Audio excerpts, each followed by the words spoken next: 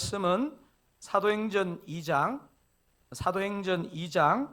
42절에서 47절까지입니다. 제 성경은 신약 성경 189면입니다. 우리 사도행전 2장 다 찾으시면 제가 42절, 여러분이 43절 그렇게 47절까지 교독하겠습니다. 그들이 사도의 가르침을 받아 서로 교제하고 떡을 떼며 오로지 기도하기를 힘쓰니라. 사람마다 두려워하는데 사도들로 말미암아 기사와 표적이 많이 나타나니 믿는 사람이 다 함께 있어 모든 물건을 서로 통용하고 또 재산과 소유를 팔아 각 사람의 필요를 따라 나눠주며 날마다 마음을 같이하여 성전에 모이기를 힘쓰고 집에서 떡을 떼며 기쁨과 순전한 마음으로 음식을 먹고 하나님을 찬미하며 온 백성에게 칭송을 받으니 주께서 구원받는 사람을 날마다 더하게 하시니라. 아멘. 제가 오늘 정신이 없는 모양입니다. 여러분들 앉아서 성경을 읽으셨네요. 서비스라고 생각하고 받으세요. 오늘은 더 사랑 비전 시리즈 네 번째 시간이고 5대 비전으로 하면 두 번째 이제 비전을 살펴볼 차례입니다. 지난주 살펴본 더 사랑교회 첫 번째 비전의 그 키워드가 뭐였습니까? 예배였습니다. 예배에 감격이 있는 교회라는 제목으로 살펴보았습니다. 오늘 두 번째 더 사랑교회 비전은 키워드가 뭘까요? 다락방입니다. 여러분 홈페이지에 보면 가족의 친밀함을 맛보는 교회 이렇게 다락방을 소개했습니다. 더 사랑교회 내의 소그룹인 다락방에 관해서 한번 오늘 말씀을 통해서 한번 생각해 볼 차례입니다. 제가 오늘 본문을 살펴보기 전에 이 외로움에 관한 좀 여러 가지 통계들을 한번 제가 살펴보았습니다. 현재 한국에서 사실 육체적으로는 암이라는 질병이 가장 무섭지만 내적인 질병으로 가장 불편함을 많이 주는 질병은 우울증입니다. 혹은 깊고 지속적인 그 우울감입니다. 우울증의 요인이 두통만큼 많겠지만 우울증의 주된 요인 중에 하나는 결국 외로움입니다. 외로움. 그 목회 데이터 연구소에서 조사한 한국 개신교인의 외로움에 관한 제가 통계를 이렇게 쭉 보면서 어떤 부분은 예측했던 부분도 있고 어떤 부분은 숫자가 이럴까? 이런 생각이 들었던 부분이 있습니다. 보니까 이제 이 연구소에서 이 통계 자료를 전 세계로 일단 확장해서 이렇게 자료를 보여주더라고요. 제가 아마 그 자료 중에서 일부만 여러분에게 오늘 공유할 텐데요. 전 세계 142개국을 대상으로 외로움을 얼마나 느끼는지를 물었는데 조금 그리고 상당히 매우 외롭다고, 그러니까 외롭다는 답변을 한 비율이 어느 정도 되느냐 하면 여러분 자료를 한번 보실래요? 142개국에 15세 이상의 그 국민들에게 물었는데 지금 저 오렌지색 세 개를 합치면 몇 프로 정도 됩니까? 51%. 전 세계 사람의 절반 이상이 조금 내지는 항시 이 외롭다는 답을 했습니다. 여러분 지금 142개국이라고 그랬는데 이 중에서 한국의 외로움 지수는 한 몇 위쯤 될까요? 대략 마음에 한번 이렇게 생각해 보시면서 도표를 한번 볼게요. 몇 위로 되어 있습니까? 42위. 일본하고 한국이 프로테이지도 똑같습니다. 57% 그렇게 외롭다 대답하고 42인데요. 제가 이 도표에서 조금 눈에 돌았던 게 뭐냐면 저 끄트머리로 갈수록 덜 외롭다는 거잖아요. 그죠? 근데 스위스와 독일, 저 나라 국민들하고 우리나라를 지금 비교해 보니까 수치가 어느 정도 차이 납니까? 한국 사람들이 스위스 사람, 독일 사람보다 2배나 외로움을 느낀다는 거예요.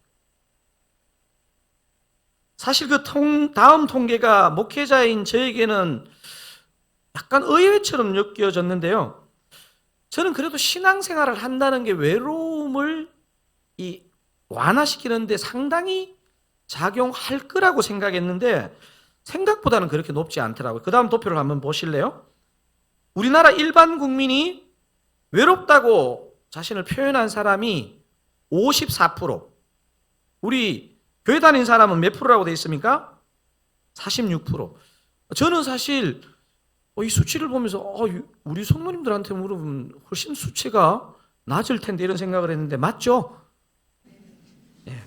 여러분 저 수치를 어떻게 해석하는지 모르겠지만 신앙이 외로움 해소에 도움이 되기는 하나 결정적인 차이는 나지 않는다는 게 제게 좀 생각을 하게 하더라고요. 다음 자료는 좀 여러 종합적인 자료인데요. 언어 연령대가 그 다음 이제 자료를 보시면 좀 약간 작게 나와가지고 여러분 보기가 쉽지 않은데 한 6가지를 지금 거기다가 실어놨거든요. 어느 연령대가 가장 외롭다고 느끼는지. 저는 놀랐는 게 나이가 좀 많을수록 외롭다고 느낄 줄 알았는데 20대가 가장 외롭대요. 그리고 뭐 결혼 여부에 있어서 기혼, 미혼 또 어떤 이혼이나 사별의 아픔이 있는 경우가 점점 더 외로움을 느끼고요. 뭐 가구 원수는 충분히 이해되겠죠. 지금 한국에 1인 가정이 많아졌잖아요. 1인 가구가 확실히 외로움을 느끼게 됩니다. 그리고 경제적인 상황은 이제 반비례죠. 많이 어려울수록 마음의 외로움을 느낀다는 거예요. 제가 이제 보니까 교회 출석 여부, 그 다음에 이제 신앙연수인데, 신앙연수는 보면 역시 오랫동안 신앙 연륜을 갖고 있는 사람이 좀 더 외로움을 덜 느낀다, 이런 도표입니다. 자, 그 다음 도표가 제가 조금 주목이 된 도표인데요. 일반 사람들은 외로움 해소를 뭐를 통해서 할까요? 여러분 오른쪽 도표부터 보시면 보통 사람들은 외롭다고 느껴지면 어떻게 가장 많이 해소한다고 되어 있습니까? TV 보는 거, 막 실험을 읽고 특히 막 이렇게 달달한 거, 깨부수는 거 이런 거, 그 다음에 유튜브 이런 거 많이 보죠.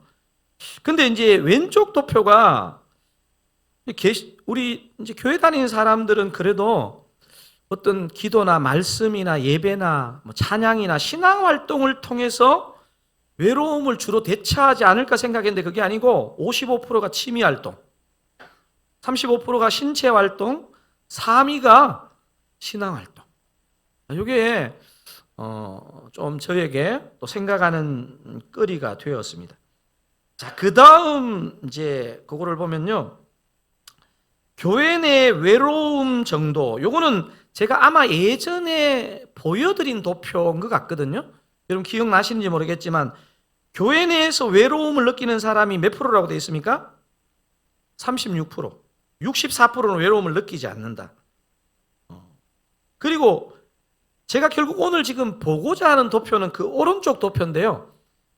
소그룹 참여별 교회 내 외로움 정도를 표시했는데 그래도 소그룹을 자주 참여하는 사람은 한 31% 정도. 그 다음에 참여 안 하는 편인 사람 한 2배 정도 높죠? 그렇게 대답했습니다. 자, 마지막 도표인데요. 신앙활동과 소그룹 참여가 외로움 해소에 어느 정도 도움이 되는가? 신앙활동의 외로움 해소에 도움이 된다고 인식하고 답한 사람이 몇 프로 정도 되고 있습니까? 3%. 그래도 이거는 어떤 기준인지는 모르겠는데 동의가 되는 것 같고요. 자, 그 다음 이제 이게 마지막 도표인데 소그룹 참여별 신앙활동의 외로움 해소 도움 인식. 그러니까 자주 참석하는 사람은요. 그러니까 내가 외롭긴 한데 소그룹을 참여하면서 이 신앙활동에 이 소그룹을 참여하는 사람이 신앙활동을 통해서 외로움이 해소된다고 한 사람이 자주 참여하는 사람은 95%가 그렇게 도움을 받는다는. 자주 참여하지 않고 그냥 조금 혼자 내지는 개인의 어떤 신앙생활을 하는 분들은 그보다 수치가 훨씬 낮죠. 제가 방금 보여드린 통계를 보면서 여러분은 좀 개인적으로 어떻게 예상했던 거하고 비슷하신가요? 저는 이게 사실 어제 제가 요 통계 자료보다 훨씬 많은 자료들을 제가 봤거든요. 그 중에서 몇 개만 추렸는데 한 2가지 정도로 제가 정리를 해볼 수 있을 것 같더라고요. 하나는 뭐냐면 신앙생활을 하든 하지 않든 모든 인생은 외로움에서 자유로울 수는 없다. 이게 하나의 제가 추출할 수 있는 거고요. 저희들이 오늘 이제 이 다락방 소그룹에 대해서 나누다 보니까 2번째가 하나 추출할 수 있는 건데 확실히 소그룹을 하게 되면 외로움이라는 이 지수에 있어서 굉장히 다운시킬 수 있다. 그래서 내면을 굉장히 건강하게 하는데 이 소그룹의 참여가 굉장히 분명히 큰 영향을 미친다. 이런 것을 말해준다는 사실입니다. 이제 본문으로 돌아오겠습니다. 여러분, 오늘 읽은 본문은 어떤 상황에서 기록된 본문입니까? 여러분, 오늘 우리가 사도행전 2장을 읽었는데요. 앞에 1장을 보면 예수님의 부활 성천을 목격한 사람들이 마가의 다락방에 모여서 이곳을 떠나지 말고 기도하라 했는데 몇 명 정도가 모여서 간절하게 기도했죠? 그 1장에 보면 120명이라고 그렇게 숫자가 나와 있습니다. 그 기도하던 120명의 사람들에게 2장으로 넘어가면 오순절날 성령이 강림하는 사건이 발생합니다. 여러분, 오순절 성령 강림 딱 이러면 가장 큰 의의가 뭐라고 말씀을 제가 드렸습니까, 예전에? 보통 우리가 보면 이렇게 오순절 사도행전 2장을 읽으면 자꾸 방언을 말하는 것을 포인트로 생각하는 분이 계신데, 여러분, 사도행전 2장의 오순절 성령 강림의 가장 첫째적이고 결정적인 의의는 뭐냐면요, 신약의 교회가 탄생했다는 사실입니다. 여러분, 이것을 볼 때 우리가 알 수 있는 것은요, 교회가 교회되기 위해서, 교회가 탄생하기 위해서도 그렇고, 그리고 교회가 진짜 건강한 교회로 가기 위해서 중요한 게 뭐냐면요, 성령의 강림, 성령의 임재, 성령의 기름 부으심이 중요하다는 사실입니다. 오늘 본문에 있는 사도행전 2장을 보면 이제 성령 강림이 일어나고 베드로가 모인 회중들 앞에서 하나님의 말씀을 선포할 때 사람들이 회개하고 막 집단적으로 회개하고 세례받는 일이 발생합니다. 여러분, 이때 여러분 오늘 우리 성경을 42절부터 읽었는데 그 한 절 앞에 보면 세례받은 사람의 숫자가 몇 명인지 나와 있습니다. 몇 절일까요? 몇 명일까요? 본문에 이렇게 표현되어 있습니다. 이날의 신도의 수가 3,000이나 더하더라. 120명으로 시작한 제자 공동체가 하루 만에 3,000명으로 불어났습니다. 여러분, 오늘 요 성경을 2장 넘어가면 사도행전 4장에 가면 남자만 5,000명이 되었다는 그런 기록이 나옵니다. 저는 이 수적인 부흥도 사실 매우 놀랍지만 진짜 중요한 변화가 뭐냐면요, 이 교회 안에 특별히 이 가정으로 모이는 그 소그룹 안에 진짜 변화가 일어났다는 거예요. 여러분, 사실 우리 드사랑교회가 이 초대 교회로 가면요, 예루살렘 교회 정도를 제외하면 아마 초대 교회들 중에서 가장 큰 교회 중에 하나일 거예요. 왜냐하면 이때는요, 예루살렘 교회 정도를 제외하고 우리가 바울의 서신서를 읽어보면 다 가정에서 몇 명, 몇십 명 이렇게 모였습니다. 예루살렘 교회도 전체 예배가 있었을 것이고 우리처럼 이렇게 기본적인 신앙생활은요, 가정을 중심으로 했다는 것을 우리가 알 수 있습니다. 예루살렘 교회 가정 단위의 모임을 묵상해 보고 우리 다락방은 정말 이것과 유사한지, 또 진짜 오늘 우리가 제목을 갖고 온 것처럼 가족의 친밀함을 맛보는 다락방인지를 한번 냉정하게 점검해 보고 그런 것을 꿈꾸는 그런 우리 시간이 되면 좋겠습니다. 자, 오늘 본문은 작은 교회인 소그룹, 우리 교회로 말하면 다락방의 가장 필수적인 요소가 뭔지 여러분 오늘 살펴보기를 원하는데요. 건강한 다락방은 반드시 이 4가지 특징을 갖고 있습니다. 자, 우리 내용을 살펴보기 전에 한번 이제 큰 틀에서 건강한 다락방의 필수 요소들이 뭘지를 한번 자막을 한번 보겠습니다. 뭐가 꼭 있어야 됩니까? 교제가 있어야 되고요. 2번째, 가르침이 있어야 되고요. 3번째, 섬김이 있고요. 4번째, 전도, 혹은 여기서 전도라는 단어로 표현하지 않지만 선교, 영적인 재생산, 이런 게 이 초대 예루살렘 교회 가정교회 안에서, 가정 모임 안에서 이 네 가지가 두드러지게 일어났다는 것입니다. 만약 성경 강림으로 형성된 예루살렘 교회가 숫자만 3,000명이고 만약에 이 지금 네 가지 요소가 없잖아요. 그러면 절대로 건강한 교회라고 할 수 없습니다. 여러분, 이 땅의 교회도 사이즈는 무지 큰데 이 네 가지를 만약에 주님께서 항목별로 체크하신다면 현저하게 낮다면요, 큰 교회이긴 하지만, 대형 교회이긴 하지만 건강한 교회라고 얘기할 수는 없습니다. 자, 오늘 예배하시는 우리 순장님들은 당연히 그곳에 리더로 섬기니까 이 관심은 말할 것도 없고, 다락방에 참여하는 모든 순원들, 또 지금 현재는 바빠서 다락방에 참여를 못하지만 앞으로 다락방에 참여하실 우리 성도님들은요, 여러분이 다락방 생활을 하기 전에 다락방에 이게 중요하구나 좀은 알고 그 생활을 하셔야 됩니다. 자, 건강한 다락방의 약간 필수 요소들, 첫 번째 뭐라 그랬습니까? 교제입니다. 교제. 우리가 간에 이게 성경을 쭉 읽을 때는 42절과 46절이 그냥 똑같은 구절이 아닌가 싶지만요, 사실 요 지금 시대의 요 맥락을 놓고 보면요, 42절과 46절은 공통점도 있지만 상당히 다른 점이 있습니다. 제가 먼저 42절 한번 읽어볼게요. 그들이 사도의 가르침을 받아 서로 교제하고 떡을 떼며 오로지 기도하기를 힘쓰니라. 지금 제가 잠깐만요, 42절에 서로 교제하고 떡을 떼며가 나왔습니다. 여러분 46절 한번 읽어보겠습니다. 날마다 마음을 같이하여 성전에 모이기를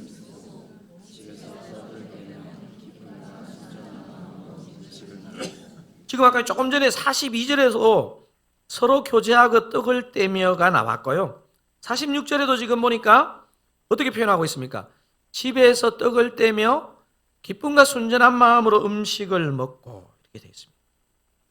사실 이 42절은요, 1차적인 의미는요, 요즘으로 말하면 우리가 전체 예배 속에서 성찬식을 하는 것입니다.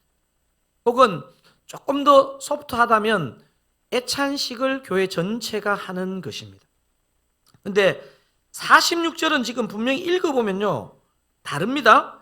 성전에 모이기를 힘쓰고 그 다음에 뭐라고 기록되어 있습니까? 46절에 집에서 떡을 떼며 기쁨과 순전한 마음으로 음식을 먹고 가정 단위에서 이루어졌다는 것을 알 수 있습니다. 우리 교회로 하면 이제 이게 다락방인 거죠. 여러분, 교제를 하는데 떡을 떼는 것, 음식을 먹는 것은 중요한 게 맞습니다. 하지만 저는 오늘 본문을 이렇게 묵상해 보면요, 떡을 떼고 음식을 먹는 것 자체를 중요시 여기는 게 아니고 그 안에 굉장히 중요한 요소가 들어 있습니다. 여러분, 그 아까 46절을 색깔 있는 글씨 부분만 한번 읽어볼까요? 기쁨과 순전한 마음으로. 그게 중요합니다. 떡과 음식 자체보다도 어떤 마음으로 임해야 된다고요? 기쁨과 순전한 마음으로. 공동 번역은 이렇게 번역했더라고요. 순수한 마음으로 기쁘게 음식을 함께 먹으며 이렇게 되어 있습니다. 여러분, 우리 순장님들도 그렇고 순원들도 그렇고 그냥 우리는 그냥 어려 먹어야 돼, 또 잘 먹어야 돼, 이렇게 보면 안 되고요. 여기서 기쁨과 순전한 마음으로 한다는 포인트가 중요합니다.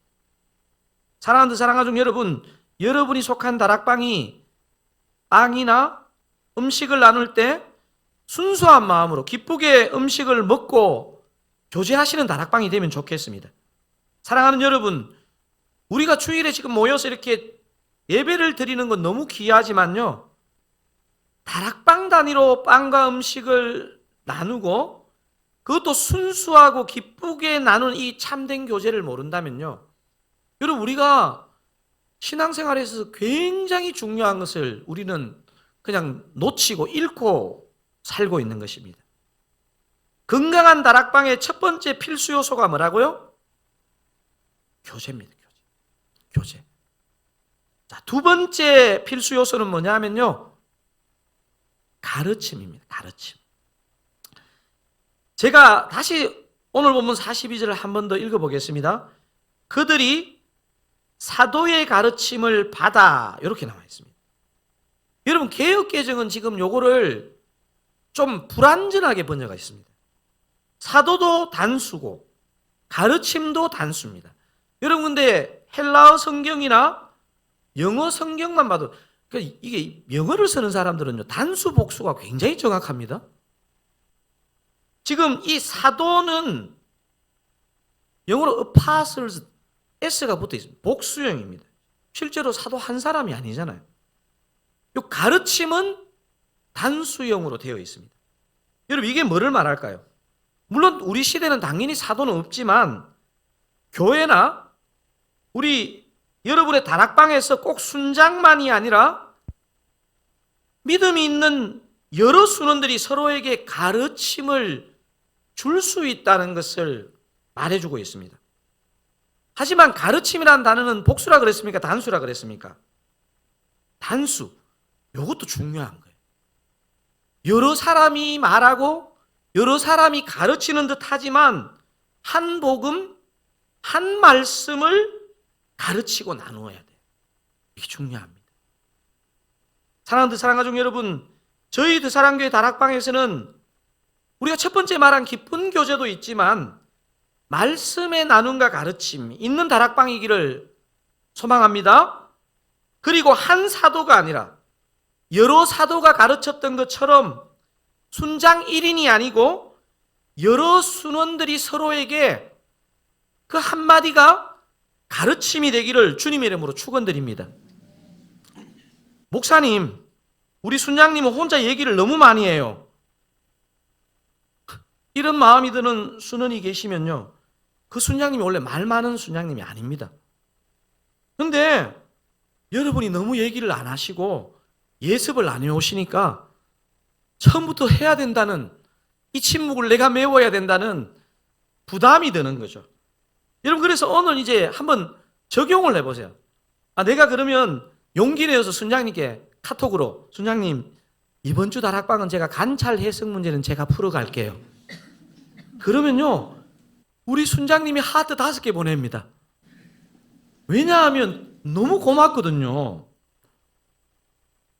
하여튼 여러분 다락방은 복음의 나눔과 가르침이 있는 다락방이면 좋겠습니다. 그리고 순장님 혼자만이 아니라 진짜 서로에게 배울 수 있는 말씀으로 풍성한 다락방이기를 우리 주님의 이름으로 축원드립니다. 아멘을 하고 싶은데 내가 지금 다락방에 안 나가고 있었어. 그런 분들도 괜찮습니다. 곧 나가게 됩니다.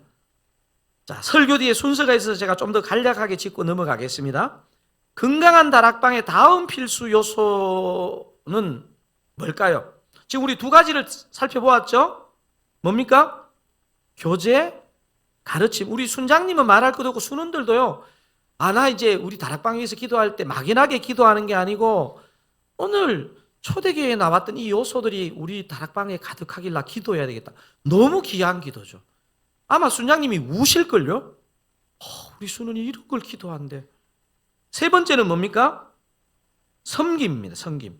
여러분 근데 오늘 이게 짧은 본문이지만 읽으면서요 44절과 45절을 읽으면서 마음이 안 불편하고 성경은 내가 무조건 받아야 돼 이렇게 생각하시면요 여러분 성경을 잘못 읽은 거예요. 저는 예전에 이 44절 45절이 좀 불편했었어요. 한번 보실래요? 믿는 사람이 다 함께 있어. 이 말은 공동생활을 기본적으로 했다는 거예요. 다 함께 있어. 모든 물건을 서로 통용하고. 요거까지도 조금 마음이 허용이 되는데 45절 같이 한번 읽어볼게요. 또 재산과 소유를 팔아 각 사람의 필요를 따라 나눠주며. 자, 여러분 이제 이 말씀에 순종하셔서 다음 주일날 오실 때 집문서도 갖고 오시고 통장 다 잔고 저한테 내세요. 라고 하면 미쳤구나. 근데 사실 이렇게 가만히 보니까 신앙생활하면서 사람의 이렇게 생각과 성품이 되게 중요한데 이 구절을 그냥 레디컬하게 그냥 그대로 따랐던 사람들이 있어요. 이렇게 내가 보니까 사람들 기질 가운데도 그런 사람이 있거든요. 말씀에 나오면 그대로 안 하면 못 살아요. 그 대표적인 게 누구냐 하면 그 세례 요한이 보통 그 쿰난 동굴하고 거기 사막에 살았던 에세네파라는 얘기는 혹시 들어보셨습니까? 그 에세네파들은요 다 자기 사적인 재산이었고 그렇게 공동생활하고 공동의 필요를 따라 나눠줬어요. 여러분 2000년 선교 역사에서 단일 공동체가 가장 선교를 많이 했던 공동체가 어디냐면 여러분 모라비안 교도라는 사람들 들어보셨죠? 이들도 기본적인 생활은요 사유재산이었고 공동생활을 했어요. 또 여러분 개인을 봤을 때 보면 뭐 여러분 이름을 한번 들어보셨을 거예요. 아시시의 성 프란시스코. 또 현대적으로 보면 가톨릭의 마드 테레사. 이분이나 이분을 따르는 분들은요 기본적으로 자신의 재산을 정리해서 공동 소유로 하고 필요를 따라 나누는 생활을 했습니다. 여러분 그러면 우리 주님이 오늘도 저와 여러분에게 지금 이렇게 모든 소유를 다 내놓고 이런 생활을 하기를 원할까요? 여러분이 지금 대답하기 되게 곤란해요. 말씀은 그렇게 적혀 있는 것 같은데 이게 지금 어떻게 번 돈인데? 여러분 사실은 지금 조금 전에 제가 역사상으로 소개했던 내용 이런 것은요 사실은 주님의 그 넓은 마음을 너무 좁혀서 자기식으로 해석하는 거예요. 물론 뭐 자기가 너무 기쁘게 나는 내 재산을 가지고 싶지 않고 공동체를 유익하게 쓰겠다 그걸 뭐 나쁘다고 할 수는 없죠. 근데 오늘 본문은요 이게 모든 재산을 헌납해서 그렇게 하는 게 복음적이다고 얘기하는 게 아니에요. 여러분 그걸 증명하는 게 뭐냐면요 우리가 좀 전에 떡을 뗄 때 어디에서 뗐다고 거기 기록이 되어 있습니까? 집에서 떡을 뗐다고 되어 있잖아요. 집을 다 바쳤는데 어떻게 집이 있어요? 그냥 나중에 바치는 걸로 하고 이거는 여러분 사실 오히려 여기에 사도행전 조금 더 넘어가면 아나니아 삽비라 부부가 죽잖아요. 자기 이렇게 막 집 팔아가지고 막 바쳤는데 죽어요. 이게 뭐냐면요 바나바가 그렇게 하는 걸 보면서 뭔가 자기가 신앙이 있고 드러나 보이고 싶어서 하나는 숨기고 하나는 바쳤는데 그 하나님을 속였다고 삼위일체 하나님을 속였다고 표현이 나옵니다. 여러분 그래서 여기서 이걸 해석할 때 여러분 성경 해석이 참 쉬운 듯 하지만 쉽지 않아요. 이거를 그냥 전 재산을 바치는 게 더 복음적이다. 이거는 그 사람의 해석인 거예요. 사실은 우리 주님은요 절대로 그렇게 강제적이지 않습니다. 제가 예수를 믿어보니까 우리 주님은 합리적이고요 우리에게 자발해서 하는 것을 원하지 막 이 정도 안 되면 덜 헌신한 것처럼 그렇게 보지 않는다는 사실입니다. 오히려 오늘 본문의 본질적인 정신은 뭐냐면요 너희들이 다락방을 통해 너희들 지체들의 상황이 영적인 상황 육적인 상황이 다 다르지 않니? 너가 너의 삶을 충실히 살되 너의 지체, 다락방 안의 지체의 그 영적인 필요, 육적인 필요를 봤으면 좋겠다. 그러면 어떻겠니? 이게 지금 오늘 본문의 핵심입니다. 아멘이시죠? 우리는 그래서 저는 예수를 믿으면서 너무 감사한 게요. 주님이 요구하시는 건 내가 그냥 소뚜껑 보고 자라가 놀라는 것처럼 내가 해석해서 그렇지 주님은 자발적이지 않는 것을 받지 않으세요. 사랑하는 사랑가족 여러분, 여러분이 속한 다락방에서 여러분 눈에 영적인 필요, 육적인 필요가 보이면요 그것도 여러분이 너무 과하지 않고 여러분이 할 수 있는 것이라면 그렇게 나누는 다락방이면 좋겠다는 그런 바람이 있습니다. 아멘이시죠? 여러분 그래서 여러분이 할 수 있는 만큼 그래서 신앙은요 자유케 하는 것이고요 나눌수록 더 풍성해지는 겁니다. 저는 사실 제가 생각해 보니까 늦게지만 신학교를 갔던 것은요 내가 이 사랑을 받고 모태신앙도 아닌데 예수를 믿었지 이런 공동체가 주님이 원하는 공동체지 하는 것을 나누고 싶었기 때문에 목회자가 되었습니다. 자, 건강한 다락방의 네 번째 필수 요소 살펴보기 전에 세 개 지나갔는 게 뭐죠? 교제, 가르침, 섬김. 이 뭐 나눔이라 그럴 수도 있고 섬김이라 그럴 수도 있습니다. 네 번째는 뭐라고 되어 있습니까? 전도. 여기 전도라는 단어로 적혀져 있지 않습니다. 뭐 선교라고 부를 수도 있고요. 영적인 재생산이라고 부를 수도 있고 한 영혼을 품는 것이라고 부를 수도 있습니다. 저 같은 목사는 말할 것도 없고 교회의 열심인 분들이 놓치기 쉬운 게 있습니다. 여러분, 저도 가만히 생각해 보면요, 한국 교회도 그랬던 것 같고 저도 모르게 이게 자꾸 교회 안으로 바라봅니다. 여러분, 믿음이 생겨서 교회 안을 바라보는 것은 건강한 거지만요, 복음은 항상 균형인 것 같아요. 안을 바라보는 만큼 밖을 바라보고. 여러분, 그래서 저는 여러분이 자꾸 목사님, 저는 예수 믿고 세상의 모든 친구를 잃어서 그 자랑할 거 아니에요. 다시 세상의 친구를 좀 얻으세요. 그리고 아파트에 반장도 좀 하시고 통장도 좀 하시고. 통장은 일이 좀 많나요? 여러분, 어떤 모임에 그냥 그 세상 사람들 모임에 저는 정말 그러고 싶어요. 막 이렇게 시간이나 상황을 여건을 만들 수만 있으면 안 믿는 조구 축구에 목사라는 신분 밝히지 않고 가서 조기 축구하고 싶어요. 그리고 어떤 봉사활동에 가가지고 하고 싶어요. 왜냐하면요, 어느 날 제가 풍삼쇼를 하려고 생각해 보니까 할 사람이 거의 없는 거예요. 물론 제가 볼 때 우리 교회 안에도 환영합니다. 근데 만나야죠. 뭐.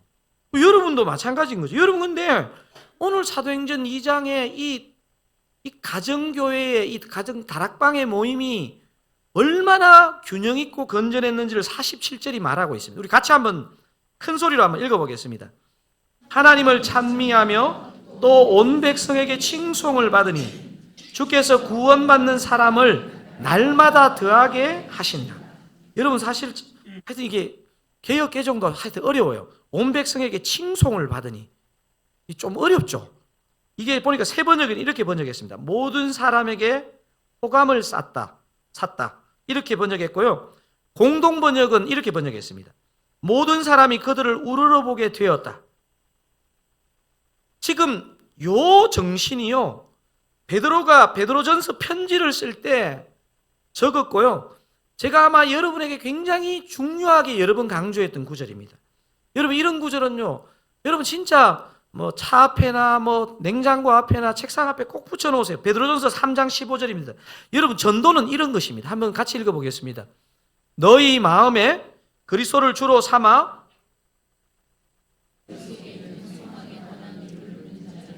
대답할 것을 항상 준비하되 온유와 두려움을 하고.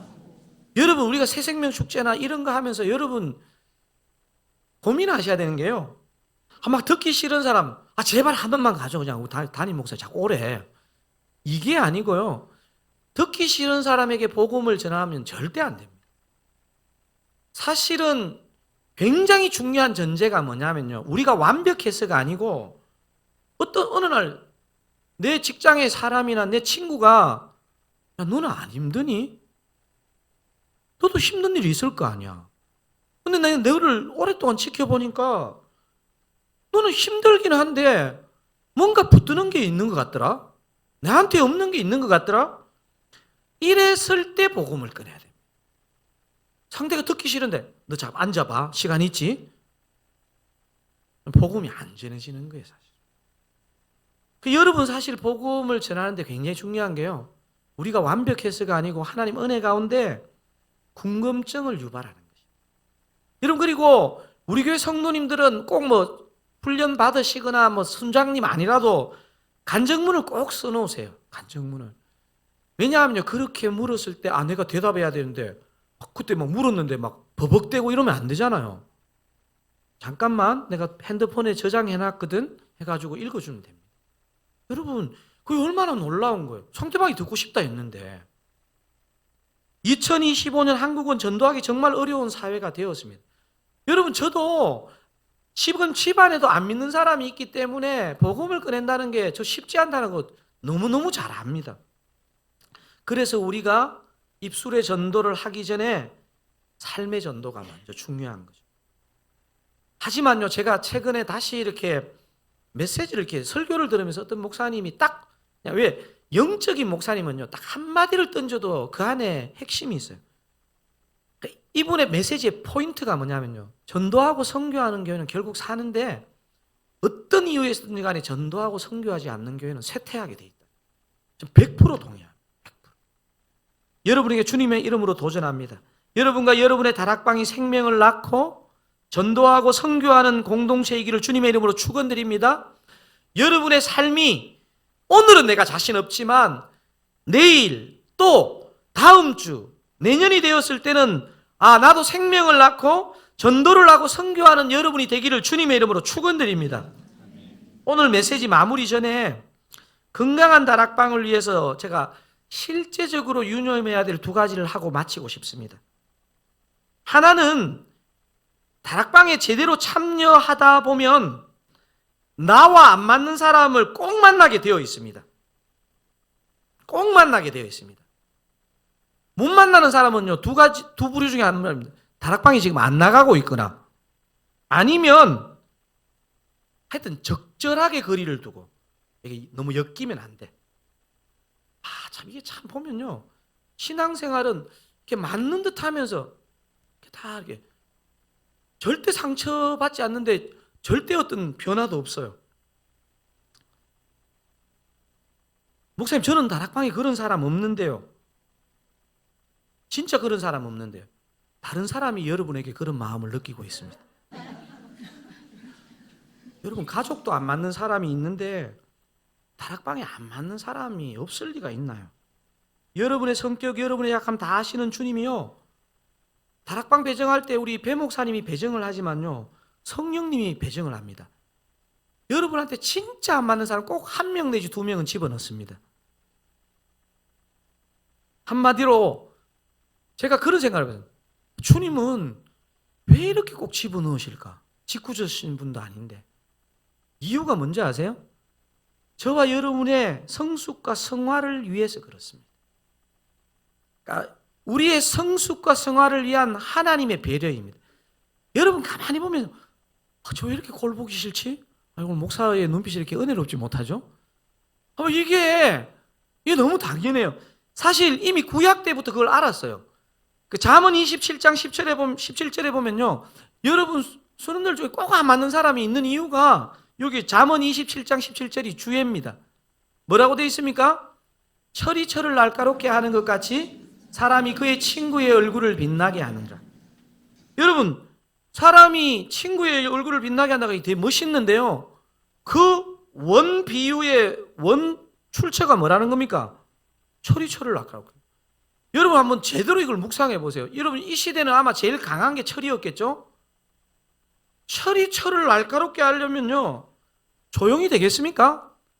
불꽃 튀고 시끄럽고 막 여러분 쇠 깎이는 소리 들어보신 적 있잖아요. 여러분 철이 철을 날카롭게 하는데 사람이 빚어지는데 스무스하게 우아하게 하는 거 가능하지 않습니다. 여러분 사실 저에게도 적용해 보면요, 목사라고 모든 성도가 다 좋아합니까? 저는 한 번씩 여러분 그렇게 하지 마세요. 저를 힘들게 하면 영적으로는 고마울 때 있어요. 나를 진짜 깨어있게 하네. 여러분 표정이, 내가 진짜 담임 목사님 깨어있게 해야지. 노 땡큐입니다. 여러분 우리의 얼굴이 빛이 나는데 저절로 사람이, 친구가 그냥 와서 난 너 사랑하고 너 참 좋은 사람이야. 여러분 사실 그런 관계는요, 잘 안 빚어집니다. 그냥 좋긴 한데, 여러분 진짜 내가 다듬어지는 건요, 철이 철 날카롭게 하는 것처럼 됩니다. 그래서 여러분 이제 나중에 지금은 이제 이미 다락방 배정되어서 이제 어쩔 수 없고요, 다음에 이제 다락방 배정될 때 저 찾아오시고, 목사님 저는 이 다락방 저 사람 때문에 못 가요, 이런 얘기 하지 마시기 바랍니다. 대답 안 하시죠? 주님이 여러분 얼굴을 빛나게 하려고 그렇게 배정하신 것입니다. 하나 더 중요한 건 말씀드리고 마치겠는데요, 좀 전에 건강한 다락방의 필수 요소 4가지 뭐라 그랬죠? 교제, 가르침, 섬김, 전도 혹은 선교 재생산 거죠. 근데 여러분 가만히 한번 생각해 보세요. 제가 어제 새벽에도 딱 그런 느꼈는데, 제가 한 주간 까무라치고 3,000전을 갔다 왔다 쳐더라도요, 다 준비했다 하더라도요, 이 예배에 성령이 없으면요 아무것도 아닙니다.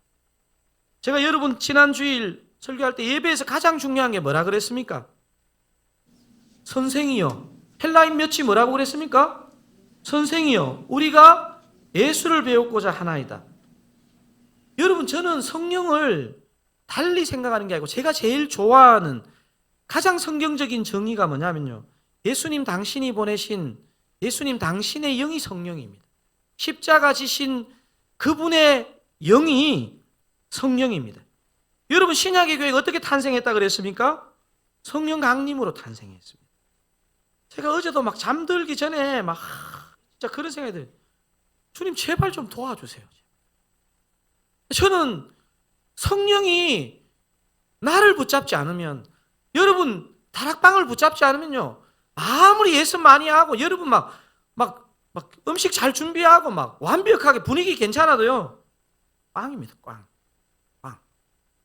여러분의 다락방에는요, 예수님의 영, 성령의 그 임재, 성령의 기름 부으심이 가장 중요한 줄로 믿습니다. 제가 하고 싶은 말씀은 많지만요, 여기서 마감하고, 여러분 사람이 모이는데 완벽한 다락방이 어디 있겠습니까? 아마 이 순장님 제가 주중에 부탁드리고 다리 뻗고 못 주무셨을 거예요. 다락방 순장님 한 분한테 제가 연락해가지고 순장님 그 다락방에 대해서 간증을 좀 나누어 주세요 했거든요. 우리 여러분 표정이, 그래 얼마나 좋은 다락방인가 내가 한번 보겠다, 이렇게 하지 마시고 뜨거운 박수로 맞아주시면 감사하겠습니다. 우리 참 다락방의 김미영 순장님입니다.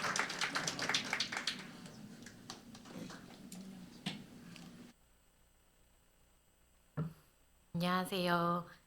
저는 현재 사역훈련을 받으며 부부삼 다락방에서 순정으로 섬기고 있는 김미영 집사입니다.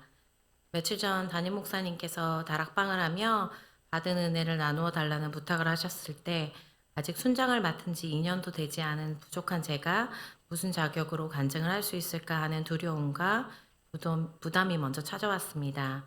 그러나 예수님께서 준비되지 않은 자를 부르셨을 때 바로 따랐던 제자들이 떠올라 순종하는 마음으로 이 자리에 서게 되었습니다.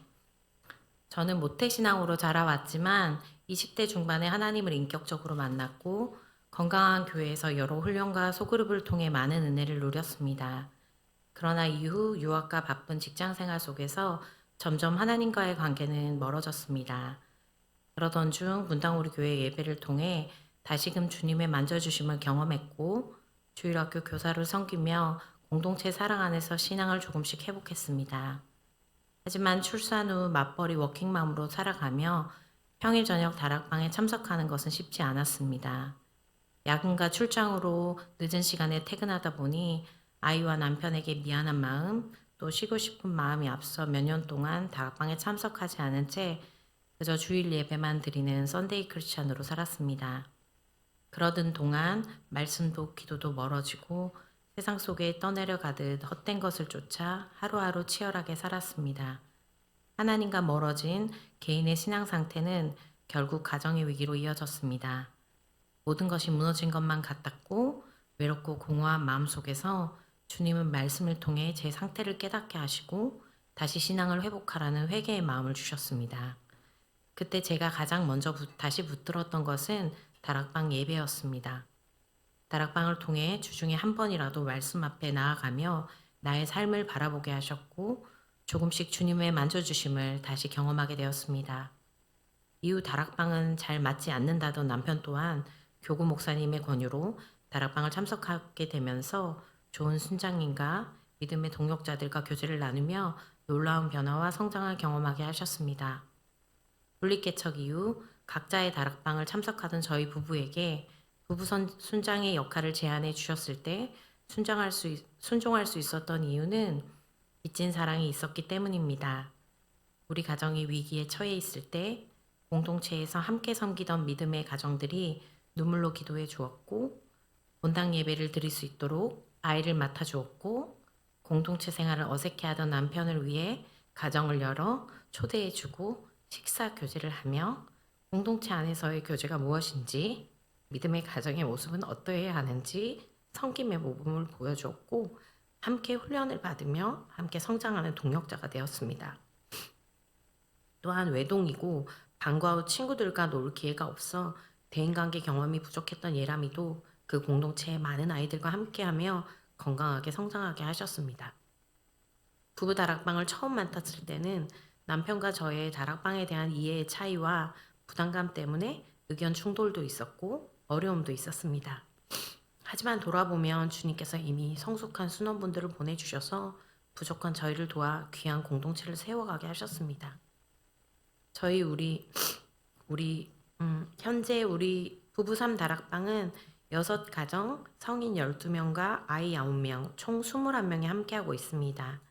모두가 육아와 직장, 학업 등으로 바쁘고 피곤하지만 그럼에도 불구하고 말씀 앞에 모여 서로의 연약함을 나누고 위로하며 함께 기도하고 있습니다.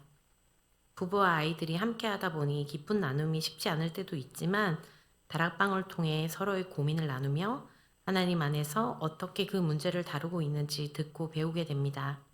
부부간의 갈등을 공동체 안에 솔직하게 나눴을 때 다른 부부의 경험과 믿음의 조언을 통해 위로와 도전, 그리고 다시 바라볼 힘을 얻기도 합니다. 업무로 자주 참석하지 못하는 순원도 있고 한국어가 익숙하지 않은 순원도 있지만 서로를 배려하며 함께 모이는 그 자체가 은혜입니다. 아이들도 한두 장의 성경을 함께 읽고 기독교 영상을 보고 함께 놀며 공동체 속에서 신앙과 관계를 배우고 자라고 있습니다. 예배 후 함께 식사하며 교제하기도 하고 날씨 좋은 날에는 산책도 하고 바쁜 지체를 도와 서로 아이들을 돌봐주기도 하고 특별한 일이 있을 때 함께 축하해 줍니다. 작아진 옷을 물려주거나 물건을 나누고 1박 2일 MT를 같이 가며 연말 송년회를 통해 서로를 격려하며 감사를 나누기도 합니다. 육체의 가족보다 더 자주 매주 만나며 다락방 안에서 믿음의 식구로 묶어주셔서 함께 추억과 사랑을 쌓아가게 하심에 감사를 드립니다. 한 사람이면 패하겠거니와 두 사람이면 맞설 수 있나니 세 겹줄은 쉽게 끊어지지 아니하느니라. 고단한 인생길을 걸으며 혼자 믿음을 지키려 하면 낙심되고 외로워질 때가 있습니다.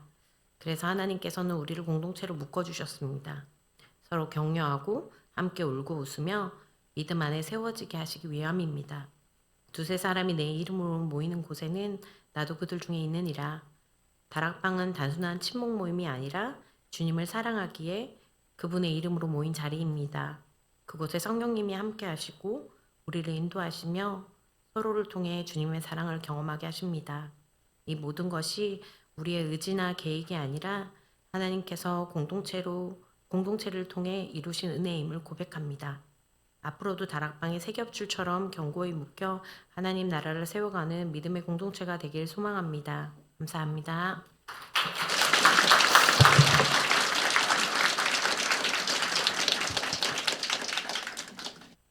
예, 아마 저 다락방도 그렇고 또 우리 대사랑교회 모든 다락방이 완전한 사람들이 모인 게 아니고 함께 지어져 가는 그런 공동체입니다.